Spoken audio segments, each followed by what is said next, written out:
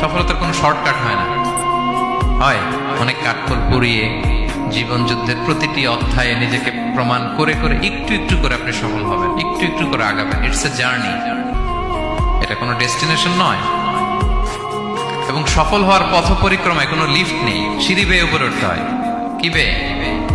কিন্তু আমরা সফল হতে চাই কিভাবে? ডাইরেক্ট 100 তলায় তো আমি সফল, উপরে সবার উপরে আমি, এইভাবে চাই সফলতাটা।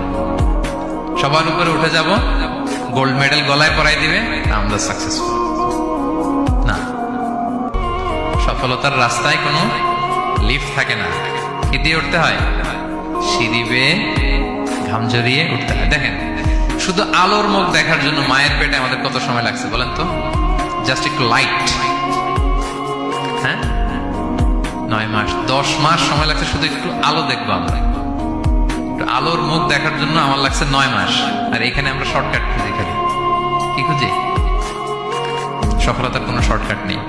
অল্প এফোর্টে যারা সফল হতে চায় এরা কোনোদিন সফল হয় না। ইউসুফ আলাইহিস সালামের জীবনীটা একটু খেয়াল করেন, একটু একটু করে তিনি সামনের দিকে গিয়েছেন এবং সবশেষে ইজিপ্টের ফিনান্স মিনিস্টার হয়েছে।